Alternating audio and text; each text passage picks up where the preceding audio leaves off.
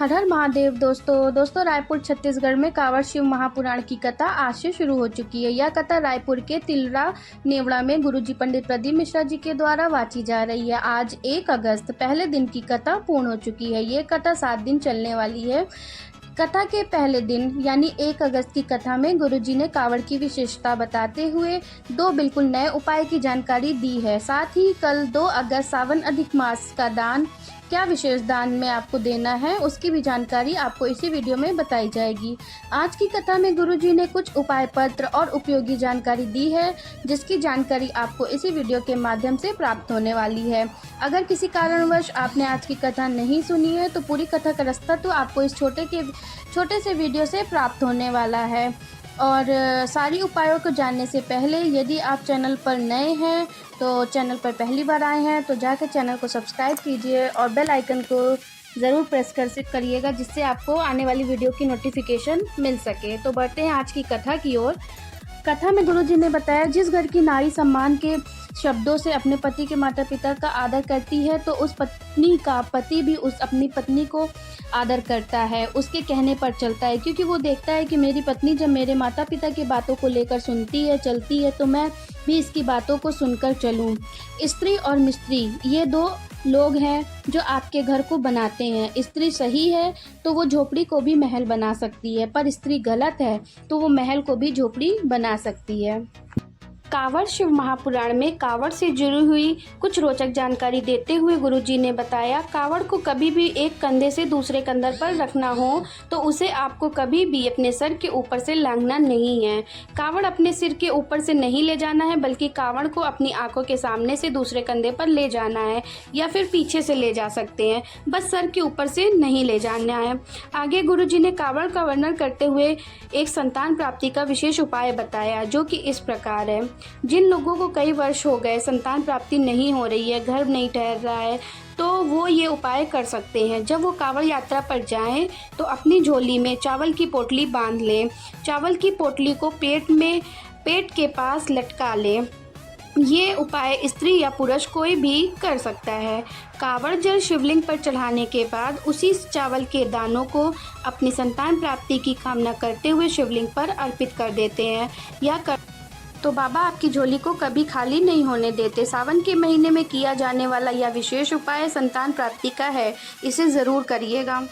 आगे की कथा में गुरुजी ने कहा, यदि सावन के महीने में भूलवश भी आपने हाथ से 2 लोटा जल लिया हो और 2 लोटा जल को शिवलिंग पर अर्पित कर दिया हो तो उसके जीवन में वैभव सत्ता की प्राप्ति होती है। उसे पूरे जीवन में कभी किसी भी चीज़ की कमी नहीं होती है।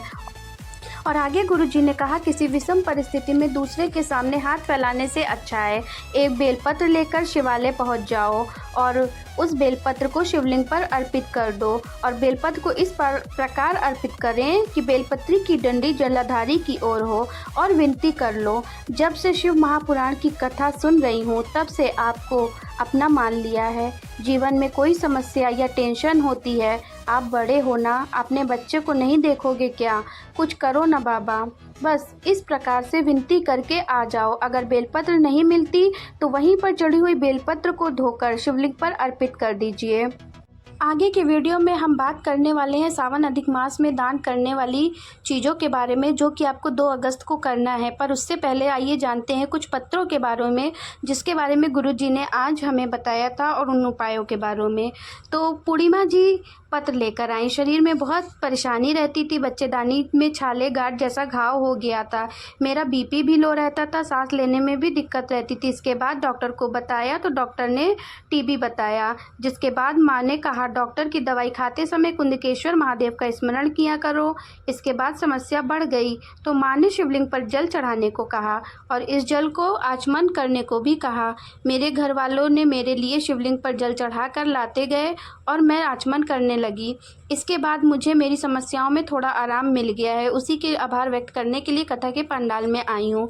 आगे गुरुजी ने दूसरा पत्र पढ़ा, जिसमें जयंती जी पत्र लेकर आई।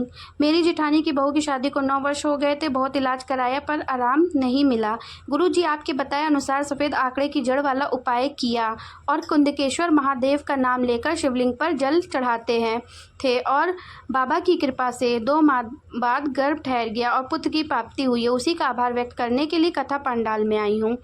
गुरुजी ने आगे बताया, आज से सभी एक नियम बना लो, जो काम आपसे नहीं होता उसे महादेव के ऊपर छोड़ना शुरू कर दो। गुरुजी ने कहा, किसी के सामने जाकर बोलने की ज़रूरत नहीं है। इस सावन में आप सभी प्रण ले लो, आप जब भी कभी काम करवाना हो तो बाबा से जाकर बोलोगे कि बाबा तुम्हारे भरोसे हूँ, तुम्हें ही मेरा ये काम करवाना है।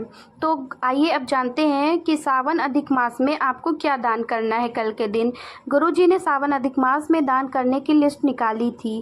प्रतिदिन उसी के हिसाब से आपको क्या दान करना है। तो कल 2 अगस्त है और 2 अगस्त को गुरुजी ने 2 कलश दान में देने को बताया था। किसी भी ब्राह्मण को आप दान में दे सकते हैं। आप चाहें तो 1 या 1 से अधिक भी कलश दान में कर सकते हैं।